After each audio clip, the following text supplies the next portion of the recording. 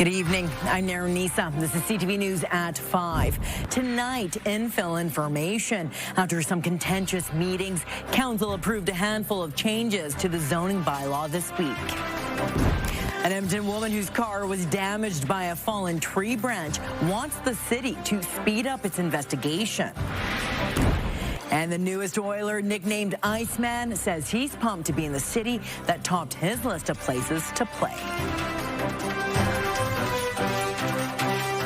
CTV Edmonton, local breaking news with Isa. Council has approved new rules for infill housing projects, but one major decision on density has been kicked down the road. Mid-block multiplexes are being scrutinized, even in neighborhoods where older infills are starting to blend in. CTV's Jeremy Thompson reports. 5 years ago, an infill builder irritated neighbors in North Glenora by using an empty lot to store dirt. Now, there are infill homes here and people living in them. The foreskin is directly across from our residence. We don't have a problem with. You either have rejuvenation or deterioration. I pick rejuvenation. But Tony Thibodeau says the new wave of rejuvenation goes too far. 2 doors down, a city sign shows an 8-plex is on the way. I'm sorry, but 6 by my virtue is too many. 8's just ridiculous. And then on top of that, no provision for parking. An influx of infill multiplexes is on its way for this little section of North Glenora.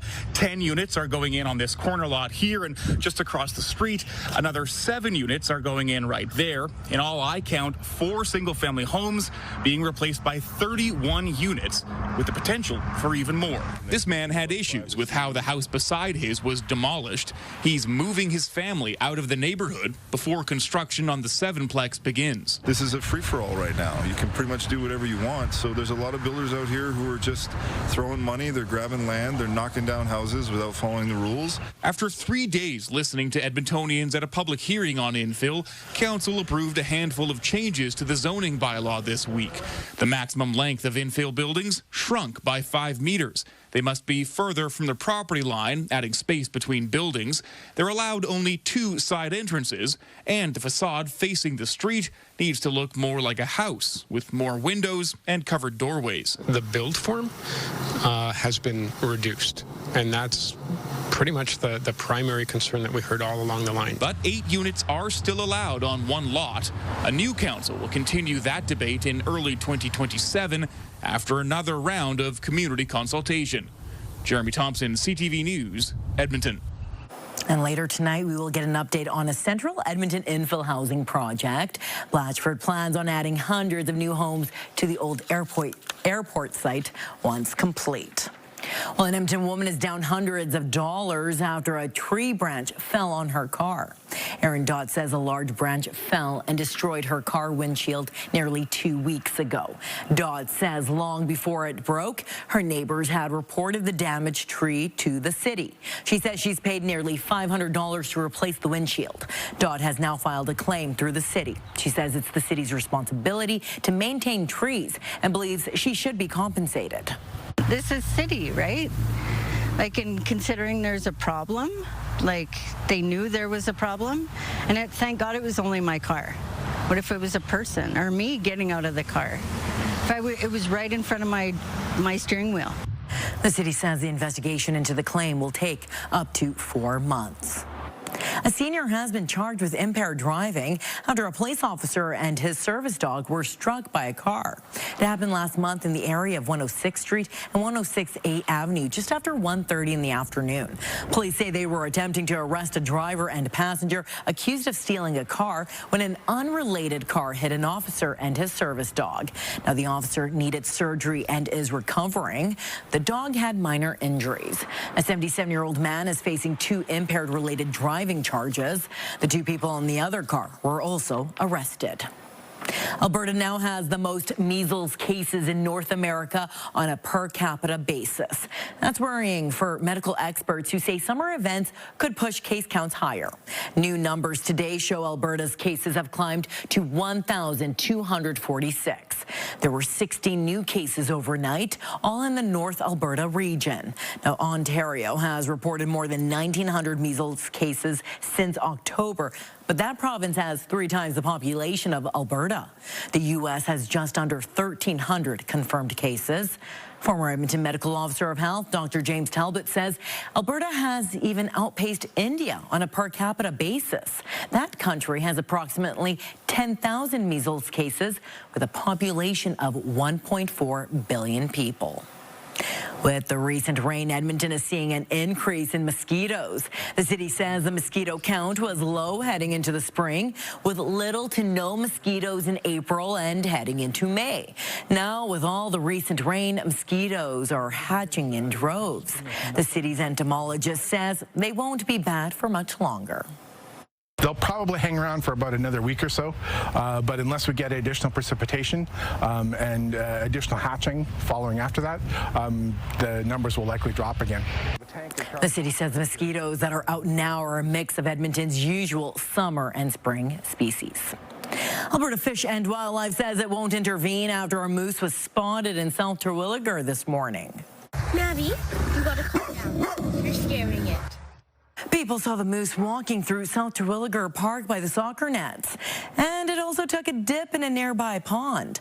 Alberta Fish and Wildlife say officers will leave it alone for now because it's not aggressive and simply moving through the area. Last month, Fish and Wildlife had to relocate a moose outside city limits after it attacked 2 people. A car hit and killed her calf. Now, one neighbor in the area says she saw the Terwilliger moose walk by while sitting on her porch. I guess I was just like a little bit worried for it. It seemed a little bit lost, and this isn't exactly the place for a moose. It was definitely shocked. Alberta Fish and Wildlife encourage people to watch moose from a safe distance, avoid approaching them, and to keep pets on a leash. Well, the newest Edmonton Oiler says he is pumped to join the club. The team traded for 21-year-old forward Isaac Howard from the Tampa Bay Lightning. They gave up former first-round pick Sam O'Reilly in return. Last season, Howard scored 26 goals and 52 points with Michigan State University and was named the top player in U.S. college hockey. He also won a gold medal with the United States at the Men's Hockey World Championship. He says Edmonton topped his list for places to play. I met with Edmonton, and this was probably the spot I wanted to go. It just checks all my boxes, and I knew if there was somehow it could happen, I would absolutely love it. And so when I found that out, I was just super pumped up and couldn't be happier. Isaac Howard, who goes by Ike, signed a 3-year entry-level contract with the team. And Josh, he was saying that just like us fans, that he was glued to the playoff run over the past few years. So hopefully he fits in pretty nice. Glued to the playoff run and crossing his fingers that he could end up there.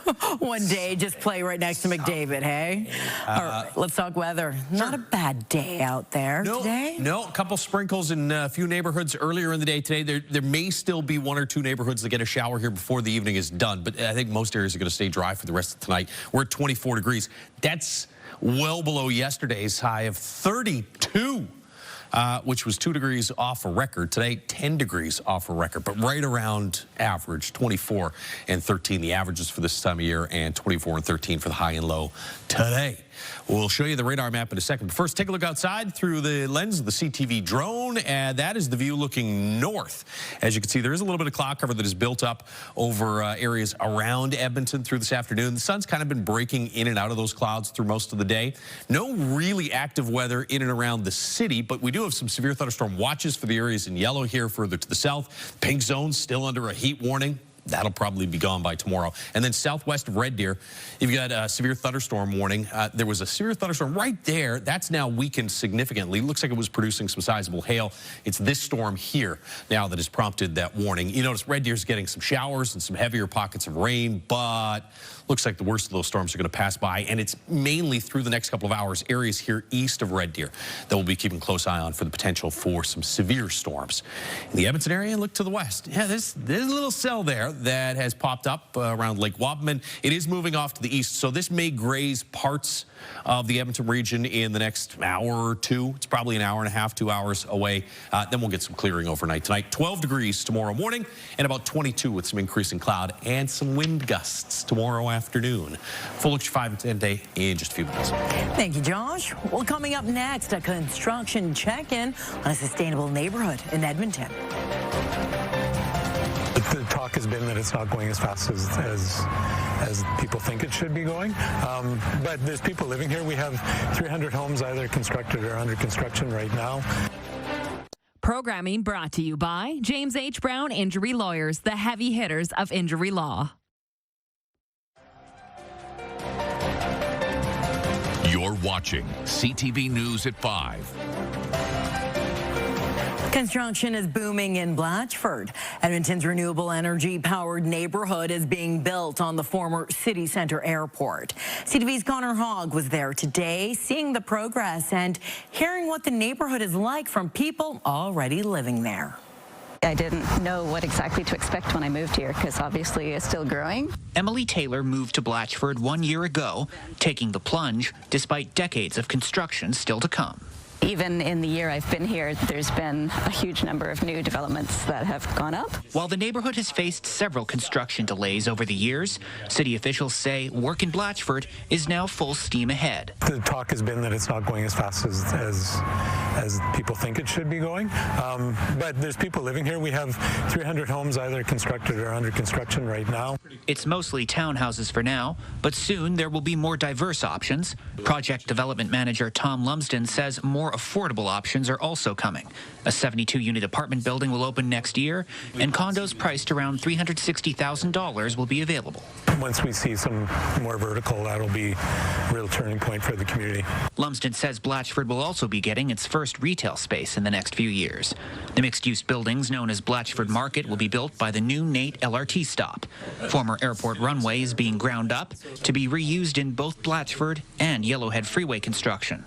The main floor of the former city centre airport tower will also be opened up. The main floor is a big space, and we're going to renovate that into public space. There's still plenty left to build in Blatchford, but people who are already here don't seem to mind. It's under construction, a little bit noisy, but that's all right.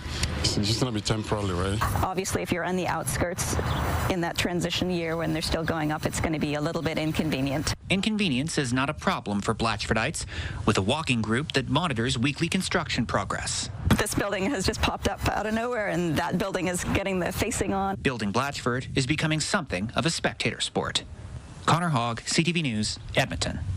The city of Edmonton says some of the road closures caused by LRT construction are expected to open on time. The city and Marigold Infrastructure partners say they are making steady progress on the Valley Line West construction. 87th Avenue at Meadowlark Road is expected to open today. The city says Stony Plain Road at 156th Street should reopen to traffic tomorrow. That intersection has been closed since late April. The intersection at Stony Plain Road and 142nd Street is expected to open mid-August. There will be other closures to contend with. The city says later this month, 95th Avenue at 156th Street will be closed for 9 weeks. Edmonton's Telus World of Science is hosting science demonstrations this summer. Wow Wednesdays is a new series of high-energy science demonstrations. It started today with a theme, Sound of Science. The audience engaged in demos to learn how sound is created, how it travels, and how your ears interpret its sound waves. I know it's so easy to scroll online and our attention spans get shorter and shorter with that. So because of that, we try to do really visual experiments and things that really get them talking. Well, Wednesdays are designed for visitors of all ages with demonstrations on select Wednesdays in July and August. Other themes include Forces Unleashed and Ice Cream Science. Still to come.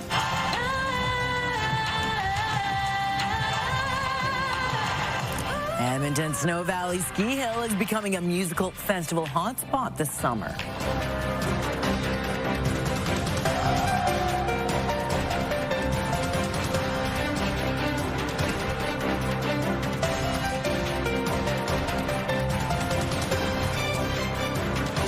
Programming brought to you by Federated Co-ops. Find your summer sweepstakes. Unlock your chances to win at your local co-op.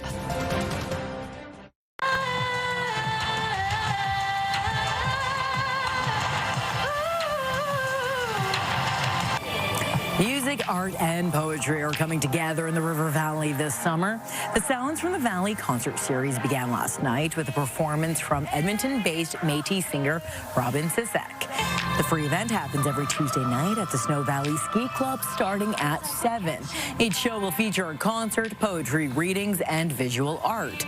The program is a partnership between Snow Valley and the Edmonton Public Library. All the musicians are local artists from Edmonton and area that have been featured on our Capital City Records platform, and so they've actually shared their albums with the library and with library customers, and so they're here, a selection of them. We've got alt pop, folk, children's music, we've got some rock bands coming in, some jazz groups coming in, so a wide variety every week. The event runs through August 26th. You are encouraged to bring a lawn chair and a non-perishable food item for the food bank. You know what, genius? You don't need to use it for skiing or snowboarding, so you might as well use it for concerts. What else are you going to do with it in the summertime? Hey, listen, if you have any outdoor plans for this evening or tomorrow evening, don't go canceling them, although there is a slight chance of a spotty shower both tonight and tomorrow. We'll get to that in a little more detail in a moment. 23 degrees as you look through the Action Furnace River Valley Skycam. Action Furnace, fixed rider, it's free. Cloudy with a few sunny breaks out there right now. And currently 23 degrees after a high of 24. 22 in Fort McMurray, 21 in Grand Prairie. Cooler in Red Deer where you have those showers and thunderstorms going through. Temperatures in the mid to upper teens in that region. Still a heat warning across the southeast corner of the province, but as we mentioned earlier, I think that's going to be ended by tomorrow. There's your severe thunderstorm warning south of Red Deer. That storm, this storm right here. Red Deer, it looks like the worst of this is almost off to the east of you, so you'll still see some showers through this evening, and there's more rain in the forecast for you tomorrow morning, but the heaviest of the rain should start to move out fairly quickly. You got one little thunderstorm cell here off to the northeast, north of Andrew, and this is what we've been watching off to the west of the city. We kind of thought this would fall apart before it hits Edmonton or track off to the southeast. And that is kind of what's happening with the core of that.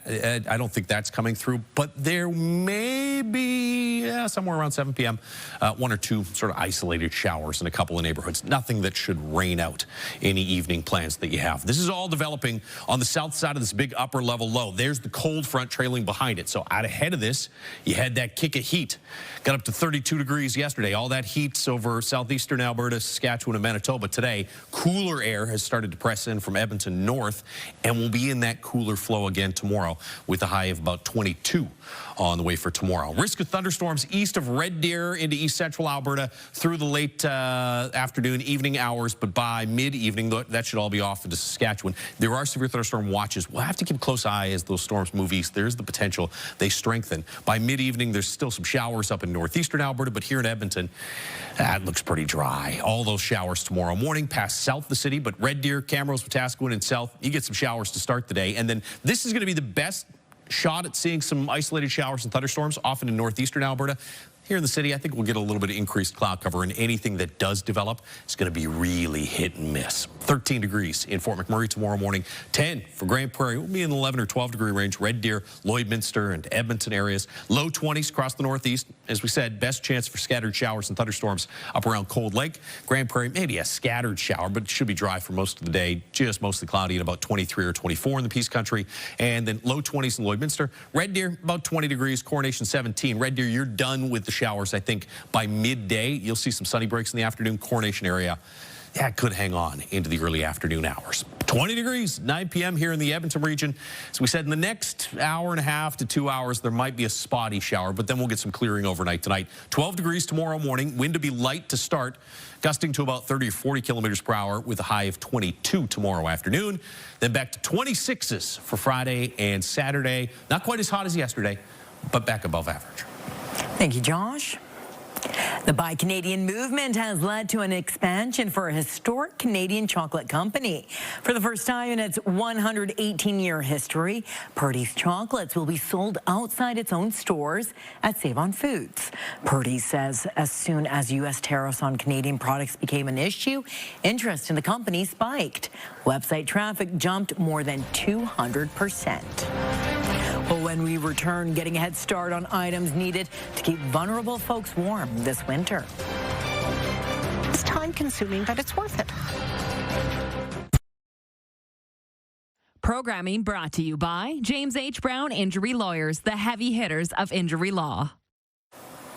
Well, still ahead on CTV News at 6. The Red Deer Minor Hockey Association is conducting an internal investigation into one of its coaches, prompted by a video of a brawl on a Red Deer golf course earlier this month. Now, police in Calgary are investigating after 3 people were stabbed at the Stampede in what's being called a targeted attack. And the top-ranked hockey prospect in the world is leaving Alberta for the United States. He's all but certain to be the top pick at the next NHL draft, but a rule change means he can leave his league here for a U.S. college career. Those stories and more on CTV News at 6 with Jeff Hastings. Well, it may be summertime, but there's a group in our city that always has the cold, snowy weather on their minds. As CTV's Amanda Anderson reports, Chase the Chill Edmonton works year-round to make items for people in need to stay warm when winter does return. This may be picnic weather, but if you look closely, it's yarn spread out on the table. I've been knitting since I was 11, so it was a natural thing to just do this and keep your hands busy, and keeps you busy and out of trouble, sort of. Even though winter is months away, they're busy knitting or crocheting scarves, mitts, and toques. We just knit, and it's mindless, it's easy to do. They're part of a group called Chase the Chill in Edmonton that donates handmade items to people in need. There's so much need, and it's something that I'm going to do anyways, so I might as well do something that helps people. It gets cold here in Edmonton, so if we can keep a few people warm, good for us. Members of the group work to make as many items as possible throughout the year. Then, on the first Saturday in December, they place them on fences in 2 locations in the city. We have a few scarves and hats. We have no control over who takes it. We are hoping it goes to people who actually need it, not people who are Christmas shopping. Last year, 1,200 items were left on the fences. Jasper Place took about 24 hours and they were gone. The ones in Norwood took about 3 days. This is what the tag says. A few times the tags have been left behind with thank you notes written on them. And I still carry them around in my phone because they're that special to us, that somebody actually reacted to what we're doing. It's very humbling. The group is always looking for yarn donations and new members to help knit and crochet. It's time consuming, but it's worth it. Amanda Anderson, CTV News, Edmonton. Well, that's our show for this evening. Thank you for watching. CTV National News is next. Good night.